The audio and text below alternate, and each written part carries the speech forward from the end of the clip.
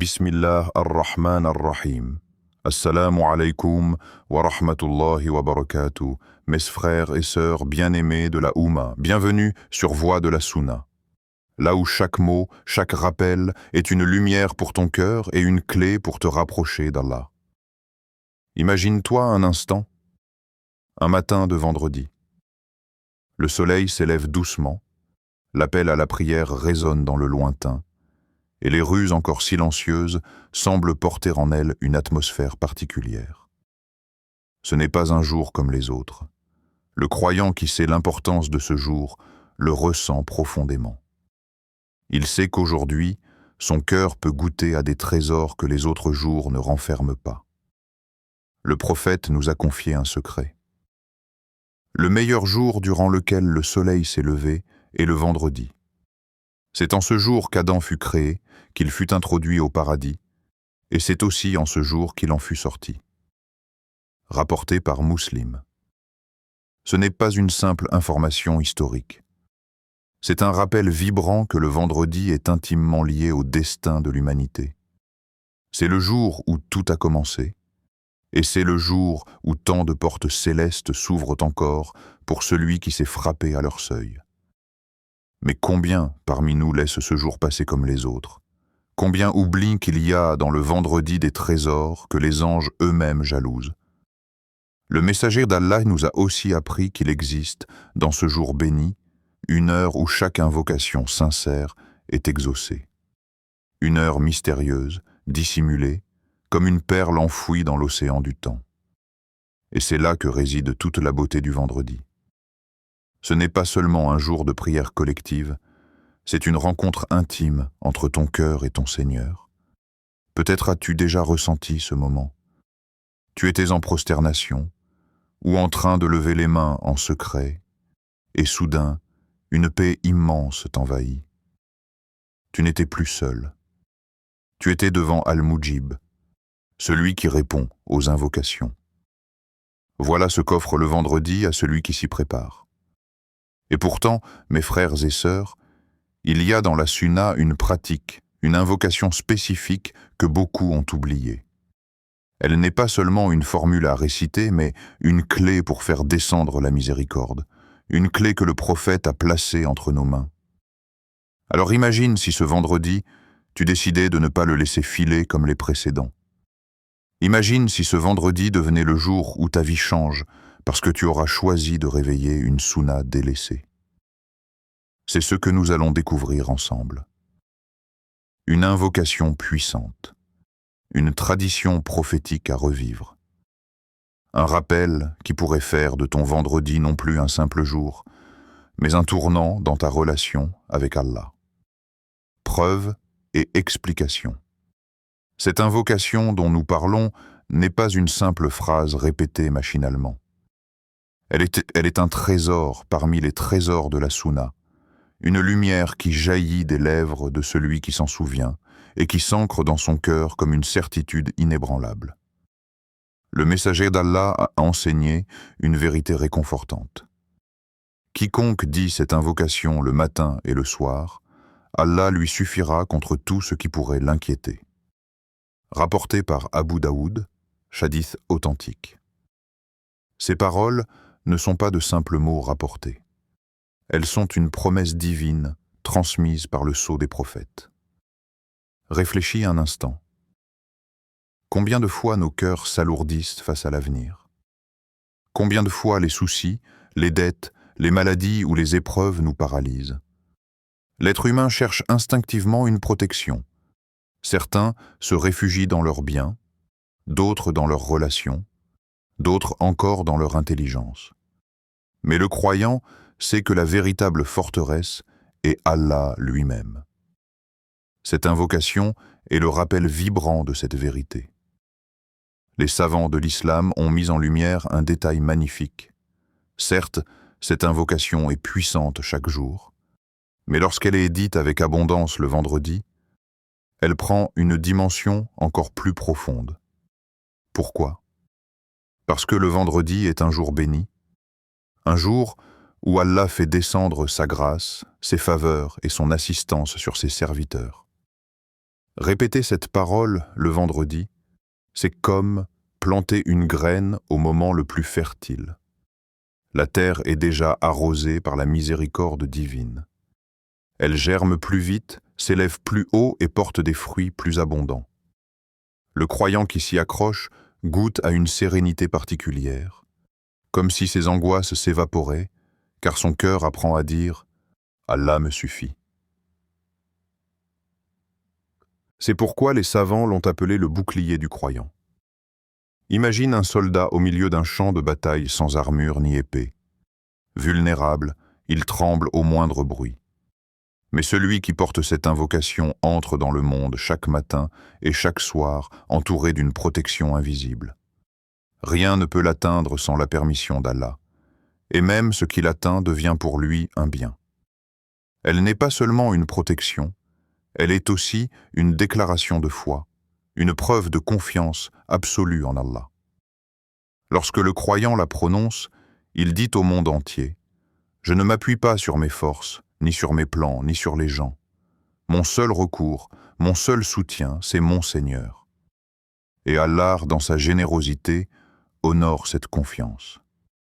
Ainsi, cette invocation devient un refuge pour l'âme agitée, une clé qui ferme la porte de l'inquiétude et ouvre celle de la tranquillité.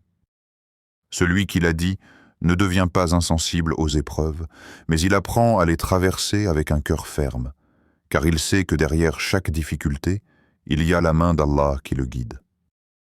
L'invocation « Hasbi Allahu la ilaha illa huwa, alayhi tawakkaltu wa huwa rabbul arshil azim » Allah me suffit. Il n'y a aucune divinité digne d'adoration en dehors de lui. En lui, je place ma confiance, et il est le Seigneur du trône immense. Ces paroles ne sont pas de simples sons qui franchissent les lèvres. Elles sont un océan de sens, une forteresse pour l'âme, une source inépuisable de réconfort. Chaque fragment de cette invocation porte une clé pour libérer le cœur de ses chaînes. Hasbi Allahu. Allah me suffit.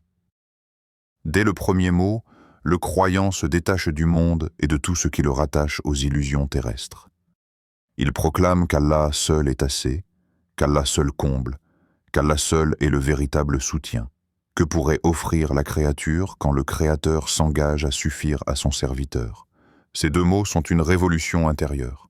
Ils brisent les idoles invisibles que nous plaçons parfois entre nous et Allah. Notre orgueil, nos calculs, nos dépendances. La ilaha illa huwa. Il n'y a de divinité que lui. C'est la réaffirmation du cœur de notre foi, l'unicité d'Allah. Dire cette phrase, c'est rappeler que nul autre ne détient le pouvoir, nul autre ne mérite qu'on s'incline devant lui, nul autre ne peut accorder ou retirer une faveur. Elle est comme une purification. Elle efface les traces de nos craintes, de nos attachements, de nos illusions. Alayhi tawakkaltu. En lui, je place ma confiance. Ces mots sont l'acte de remise totale. Le croyant ne se contente pas de dire qu'Allah suffit. Il s'engage à poser son fardeau à ses pieds. Le tawakkul n'est pas une passivité. C'est une action du cœur qui fait confiance tout en agissant avec sincérité. C'est marcher dans la vie avec l'assurance que, quels que soient les résultats visibles, tout est entre les mains du sage, de l'aimant, de l'omniscient. Wa huwa rabbul arshil azim. Et il est le Seigneur du trône immense. Le dernier souffle de cette invocation élève le croyant vers l'infini. Le trône, arche, est la plus grande création d'Allah, vaste au-delà de ce que l'imagination humaine peut contenir. Et celui qui en est le Seigneur n'a pas de limite. Le cœur qui médite cela trouve la paix. Comment craindre une créature quand on invoque celui qui est maître du trône et de tout ce qui l'englobe? Cette invocation n'est pas seulement récitée, elle se vit. Elle transforme la peur en sérénité, le doute en confiance, l'angoisse en repos. Quand les compagnons du prophète la prononçaient, Ils laissaient derrière eux l'inquiétude du monde et avançaient comme des hommes et des femmes portés par une certitude.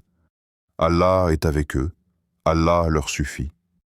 Et si, en ce vendredi béni, tes lèvres la répétaient avec conviction, imagine les portes qui s'ouvriraient devant toi. Pourquoi 100 fois? Lorsque l'on entend « répète cette invocation 100 fois », certains se demandent peut-être « pourquoi un tel nombre? Pourquoi pas 10 ou 20 ?» La réponse est que ce chiffre n'est pas un hasard. Dans la tradition islamique, les nombres ont souvent une valeur spirituelle. Ils ne sont pas de simples quantités, mais des repères de discipline. La répétition d'une invocation n'est pas comparable à une formule magique que l'on récite pour que la vie se transforme soudainement. Non, c'est bien plus profond. C'est un exercice du cœur. Quand on répète une parole puissante comme « Hasbi Allahu la ilaha illa huwa, alayhi tawakkaltu wa huwa rabbul arshil azim », à chaque reprise, elle descend un peu plus profondément dans l'âme.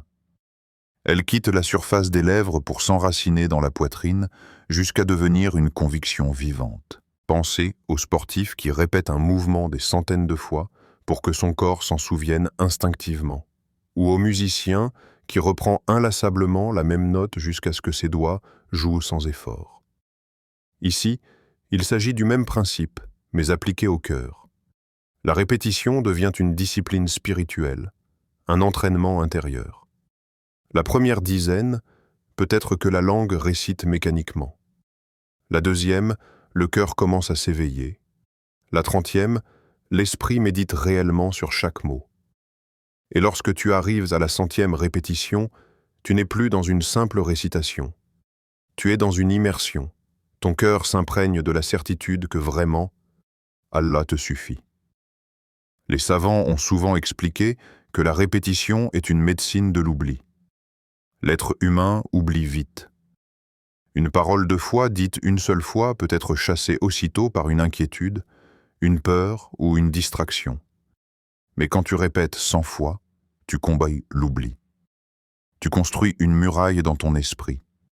Même si les pensées négatives frappent à ta porte, cette muraille est là pour les repousser. Il faut aussi comprendre que la répétition est une preuve de sincérité. Dire une phrase une fois peut être facile, mais persister 100 fois montre que tu veux réellement que ton cœur l'adopte.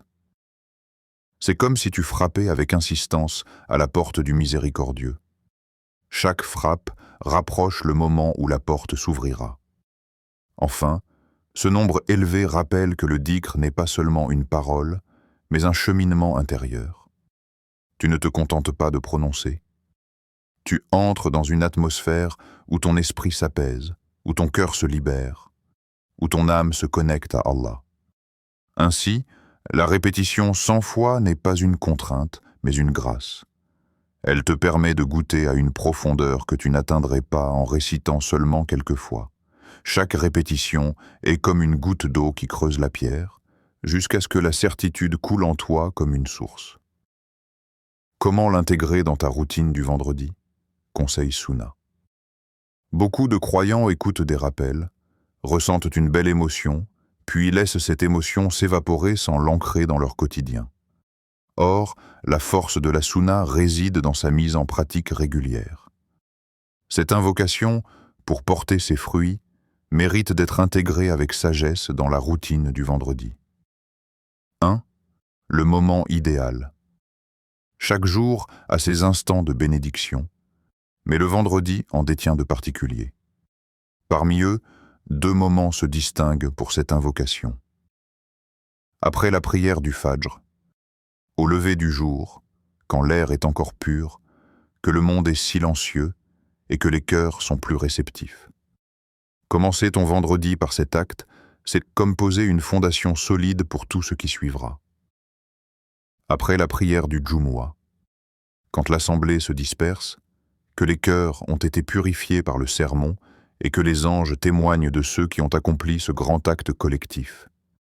C'est un instant où les cieux s'ouvrent, où la lumière de la foi est encore vive dans ton cœur.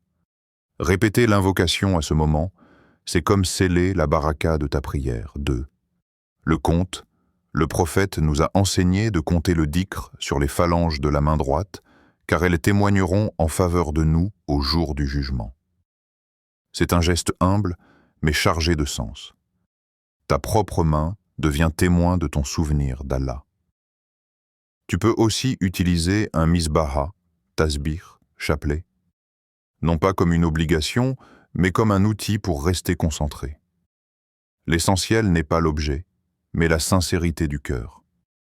Certains trouvent que le misbaha les aide à atteindre la centaine sans se disperser, d'autres préfèrent de garder la simplicité de leurs doigts. L'important est de trouver ce qui te permet d'avancer sans distraction. 3. L'état d'esprit. Avant même de commencer, prépare ton cœur. Mets-toi à l'écart, même pour quelques minutes. Éteins ton téléphone, coupe-toi des voix extérieures et dirige-toi intérieurement vers ton Seigneur. Commence par envoyer des salutations, salat sur le prophète, car c'est une sunna qui élève toute invocation et attire la miséricorde divine. Ensuite, plonge dans la répétition, mais souviens-toi, il ne s'agit pas de réciter avec la langue seule. Il s'agit de parler à Allah avec ton cœur. Chaque fois que tu dis « Hasbi Allahu », rappelle-toi une épreuve de ta vie et confie-la sincèrement à Allah. Chaque fois que tu prononces « Alayhi tawakkaltu », visualise tes inquiétudes et dépose-les symboliquement entre ses mains. C'est dans cette sincérité, ikhlas, que l'invocation agit.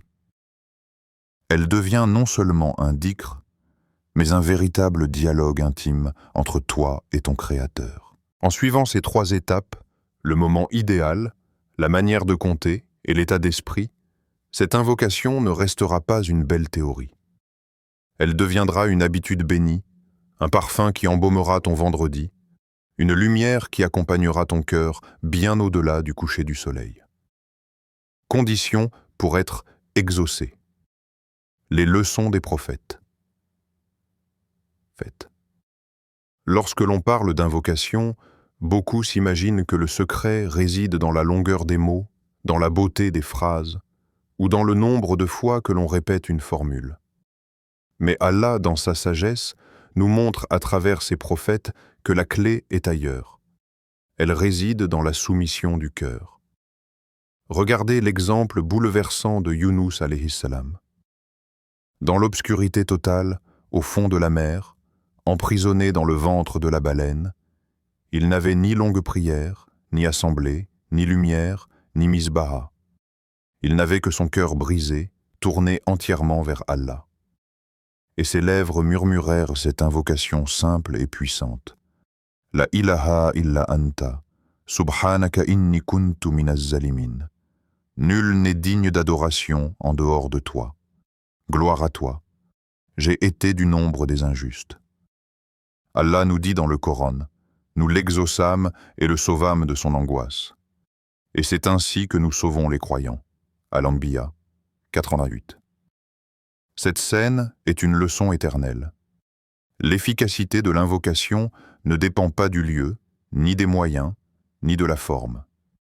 Elle dépend de la sincérité, de la certitude et de l'action qui accompagne. 1. La sincérité, ikhlas. Allah n'accepte que ce qui est pur. Quand ton cœur se tourne vers lui, libéré des regards des autres, des arrière-pensées ou des doutes, ton invocation devient un cri authentique. Ce n'est pas la voix que les gens entendent qui importe, c'est la voix que ton cœur adresse au Seigneur des cieux. C'est pourquoi les invocations faites dans la discrétion, loin des regards, sont souvent les plus puissantes. 2 est la certitude, yakin. Le prophète a dit « Invoquez Allah en ayant la certitude qu'il vous répondra », rapporté par At-Tirmidhi. Croire fermement qu'Allah entend, qu'il voit et qu'il répond est une condition essentielle. Une langue qui prononce des invocations sans conviction, sans croire réellement à la réponse, n'atteint pas le même poids qu'un cœur rempli de confiance. La certitude, c'est dire « Même si le monde entier me ferme ses portes, la porte d'Allah reste ouverte. » 3. L'action assaille. L'invocation ne remplace pas l'effort, elle le complète. Les prophètes eux-mêmes agissaient en même temps qu'ils invoquaient. Moussa alayhi salam invoqua Allah au moment de traverser la mer, mais il frappa aussi de son bâton. Maryam alayhi salam invoqua dans sa douleur, mais Allah lui dit aussi de secouer le tronc du palmier. De même pour nous, demander un emploi, c'est aussi préparer un CV. Demander la guérison, c'est aussi consulter un médecin. Demander la subsistance, c'est aussi travailler de ses mains. L'invocation est l'énergie spirituelle, l'action est le mouvement concret. Ces trois conditions réunies, la sincérité, la certitude et l'action, transforment une invocation en arme redoutable. Sans elle, les paroles risquent de rester à la surface. Avec elle, elles percent les cieux et atteignent celui qui a promis. Invoquez-moi, je vous répondrai. Frères et sœurs bien-aimés, réfléchissons un instant. Nous consacrons parfois des heures entières aux réseaux sociaux, aux conversations futiles, aux distractions passagères. Mais qu'est-ce que 10 ou 15 minutes, un seul jour dans la semaine, pour investir dans ton éternité? Ce temps, si court en apparence, peut devenir une source immense de baraka. Car ce n'est pas seulement une répétition d'invocation, c'est un rendez-vous intime avec Allah, une discipline qui transforme ton cœur, une lumière qui éclaire ton vendredi et ta semaine entière. Alors faisons un pacte, non pas entre toi et moi, non pas avec tes amis ou ta famille, mais un pacte avec Allah, Al-Karim, celui qui récompense sans limite. Engage-toi à honorer cette sunna chaque vendredi. Lève tes mains, incline ton cœur, et prononce ces mots. Hasbi Allahu la ilaha illa huwa, alayhi tawakkaltu wa huwa rabbul arshil azim. Ne reporte pas à demain, commence ce vendredi, que ce soit le jour où tu lis ton cœur à Allah d'une manière nouvelle, forte et sincère, et tu verras, ton Seigneur ne laissera jamais ton effort sans réponse. Frères et sœurs bien-aimés, le vendredi n'est pas un jour comme les autres. C'est une occasion en or, une porte ouverte par Allah pour quiconque désire s'approcher de lui. Cette invocation que nous avons redécouverte ensemble n'est pas seulement une belle parole, c'est une clé spirituelle. Mais souviens-toi, une clé ne sert à rien si elle reste dans ta poche. Tu dois la tourner, et la serrure qu'elle ouvre est celle de ton propre cœur. Le prophète a dit, « Celui qui montre une bonne voie aura la même récompense que celui qui la suit. » Rapporté par Muslim. Imagine donc, en pratiquant cette sunna, tu te rapproches d'Allah. Mais en l'enseignant, en l'inspirant à d'autres, tu partages tes récompenses sans qu'elles ne diminuent en rien. C'est une multiplication de lumière qui s'étend au-delà de toi. Alors, je t'invite à passer à l'action. 1. Écris en commentaire. Je m'engage pour la sunna.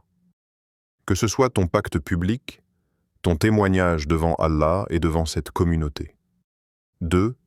Partage cette vidéo à une personne qui a besoin de réconfort, de sérénité ou d'une solution à ses épreuves. Tu pourrais être la cause de son apaisement. 3. Abonne-toi et active la cloche pour ne manquer aucun rappel basé sur le Coran et la sunna authentique. Ensemble, faisons revivre les sunnas oubliées. Qu'Allah fasse de ce vendredi un tournant dans ta vie, qu'il apaise ton cœur, illumine ton foyer et t'accorde les solutions que tu cherches. Et surtout, qu'il t'honore par sa proximité et son immense satisfaction. Assalamu alaikum wa rahmatullahi wa barakatuh.